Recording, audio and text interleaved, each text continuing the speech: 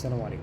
ازيكم عاملين ايه؟ يا رب يكون يومكم بخير. طبعا مباراة أول مباريات الدوري المصري، النادي الأهلي قابل سيراميكا كليوباترا امبارح، والزمالك قبل البنك الأهلي. الزمالك، خلينا ناخد المباراة الأولانية، كانت مباراة الزمالك والبنك الأهلي. الزمالك خلص المباراة 3-2 بضربة جزاء، يعني في آخر 5 دقايق لعبد الله السعيد. طبعا جوزيه جوميز نزل بتشكيل المباراة أقرب نفس تشكيل مباراة السوبر المصري. عبد الله السعيد، ناصر ماهر، سيف الجزيري، قلوب الدفاع هم حسام عبد المجيد والمسلوسي وعواد في الجول. والزمالك لعب بطريقته أو بتشكيلته المعتادة، بس البنك الأهلي عنده لعيبة كويسة جدا، فبقت المباراة من بدايتها متبادلة. الشوط الاولاني خلص الزمالك ما كانش احسن حالاته. الشوط الثاني البنك الاهلي رجع للماتش بقى 2-2. الشوط الاولاني كان خلصان 2-1 للزمالك، الشوط الثاني البنك الاهلي رجع 2-2. البنك الاهلي ضيع فرصه واثنين وثلاثه واربعه. البنك الاهلي كان ماسك كرة على الزمالك ما ظهرش باحسن حالاته اللي كان عليها في مباراه السوبر الافريقي والسوبر المحلي. تحس برضو ان الزمالك ما بيأديش او بيعمل مباريات قويه غير قصاد الاهلي وقصاد بيراميدز. يعني اقصد من كده ان جوزيه جوميز ما بيظهرش قوته الفنيه او قوته التكتيكيه غير في المباريات الكبيره اللي هي مع بيراميدز ومع الزمالك، واللعيبه كمان الرغبه في الفوز ما بتظهرش غير في مباريات الاهلي والبيراميدز. لكن في المباريات اللي هي مع احترامي لبقيه فرق الدوري المصري، المباريات اللي هي الصغيره، بنك الاهلي، طلائع الجيش، مصري، الاتحاد، الزمالك بتحس انه ما عندوش رغبه فوز او الرغبه بتبقى متاخره. اللعيبه ما بتلعبش بنفس النديه المباريات دي. طبعا الكلاسيكو الاهلي والزمالك غير معاك جدا، بس عقليه وتفكير وثقافه الزمالك او لعيبه الزمالك لو خدت كل مباراه زي نفس كل مباراه اهلي وبيراميدز هتبقى في حته تانية في الدوري، هتبقى في حته تانية خالص. عامه بنك الاهلي لعب مباراه مميزه جدا. انا شايف ان بغض النظر احنا اتفقنا ان احنا ما بنتكلمش عن التحكيم،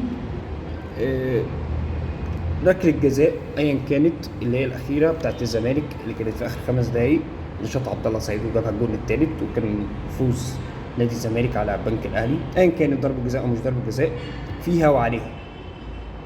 في ناس قالت لك فيه، وفي الغالبيه العظمى قالت لك لا مش ضربه جزاء. ايا كان الزمالك جمع اول 3 نقط. الزمالك عنده افضل من كده، عنده افضل من كده. جوزيه جوميز عنده افضل من كده، عنده افضل من كده، لان انا شفنا الافضل قبل كده من الزمالك. فيا ريت اللعيبه تركز في المباريات ديت عشان تقدر تجمع نقط، لان مشكله الزمالك حقيقيه في الدوري انه ما بيجمعش نقط بتفرق منه. هي دي مشكله الزمالك في الدوري. بس ده كانت مباراه الزمالك والبنك الاهلي. المهم نيجي بقى الماتش بتاع الاهلي وسيراميكا كليوباترا. طيب مبدئيا ده كلاكيت تاني مره، ما كملناش 20 يوم لسه الاهلي كان بيقابل سيراميكا في قبل نهائي السوبر في الامارات، السوبر المصري، والاهلي كان كسب 2-1 بالعافيه. طيب المباراه امبارح غريبه جدا وعجيبه جدا، محدش فاهم حاجه.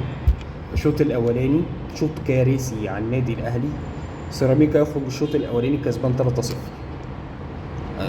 3-2، 3 اجوان والجون اللي جابه 4-2.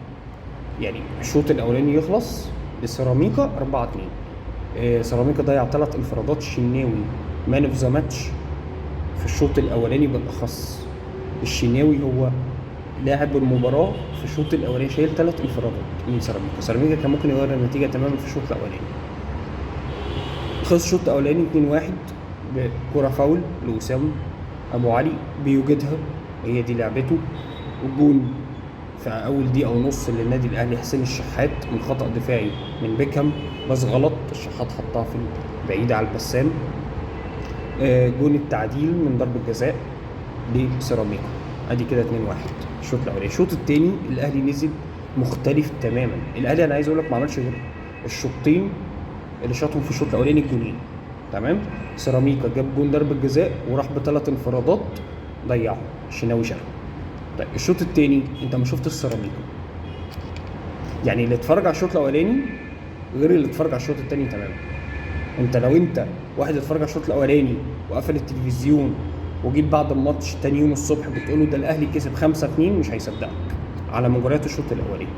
الشوط الثاني مختلف تماما، كولر مختلف، اللعيبه مختلفه، هي نفس اللعيبه على فكره. هو ما عملش غير تغييرتين، شد كوكا من نص الملعب وحط قفشه، صنع لعب اكتر طبعا وملى نص الملعب اكتر، وطلع اسوأ لاعب انا كنت شايفه ايمن، يوسف ايمن قلب الدفاع اللي كان بيلعب جنب ربيعه. انا شايف ان ده تيشيرت الاهلي كبير عليه، واسع عليه، مش هينفع خالص. عقليه الاهلي كويس ان الاهلي جايبه اعاره سنه، ممكن اكون بظلمه وارد، لكن اللعيب مع شخصيه الاهلي مش عقليه الاهلي. اتمنى اكون انا ظلمه، اتمنى، هو اعاره سنه، اتمنى يكون عنده اكتر من كده، بس انت دي فرصه، اذا ما مسكتش فيها انت هتلعب امتى؟ فانا مش شايف ان هو تيشيرت الاهلي تقيل عليه قوي يعني. ما علينا، طلع ونزل مكانه خالد عبد الفتاح، تمام.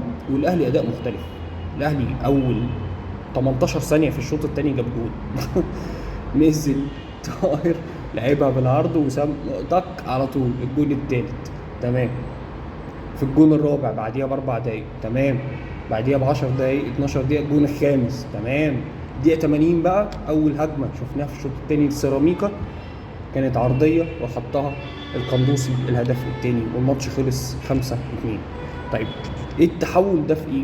التحول ده خدوا دش سخن، اللعيبه خدت دش، هي نفس اللعيبه على فكره، محدش اتغير، خدت دش سخن من كولر. اتشتموا بقى مسك عليهم كمبيالات، مسك عليهم ايصالات، ايا كان اللي عمله، لعيبه اداء مختلف تماما. محمد طاهر من وجهه نظري هو والشناوي احسن 2 لعيبه كانوا موجودين في المباراه. امام عاشور الشوط الاول من مش موجود، الشوط الثاني من احسن اللعيبه اللي كانت موجوده. مروان عطيه محدش شافه، يعني انا ما كنتش شفتوش الشوط الاولاني، من نجوم الماتش في الشوط الثاني. دول الاربع لعيبه، وطبعا رامي وايا كان. المهم يعني الفكره ان انت اداء متغير تماما 180 درجه. طب انت فين من الاول؟ انت لازم تتحط تحت الضغط، لازم تتحط تحت ستريس. كنت فاكر الماتش هيبقى اسهل؟ لا، سيراميكا فرقه كبيره، سيراميكا عندها لعيبه مميزه، ودوت مش كلامي، ده من الماتش اللي انت لعبته قدام سيراميكا في السوبر المصري. كون ان هم على فكره شالوا 5-2، هم شالوا 5-2 ان هم بيفتحوا الملعب، بيلعبوا كوره، بيهاجموك، مش قافلين دفاعات، مش واقفين على ال18 بتاعهم، مش موقفين اتوبيس. لا، هو ده اللي خلاهم يشيلوا 5، لان هم عاوزين في كل وقت في اثناء المباراه عايزين يرجعوا للماتش. بس الشوط الثاني تغيير الكولر بتاعت نص الملعب كان فيها ذكاء، اللي انت مسكت نص الملعب بقفشه، طلعت كوكا ومسكت نص الملعب بقفشه، وبقيت بتباصي اكتر، بقى عندك قفشه وامام، بقيت بتلعب ب6 مروان وب8 امام عاشور وب10 قفشه تحت المهاجم. وميزه امام ان هو يجي من تحت لفوق دي اميز بكتير من ان هو يستقبل الكره فوق، فاهمني؟ فاول 3 نقاط برضو النادي الاهلي.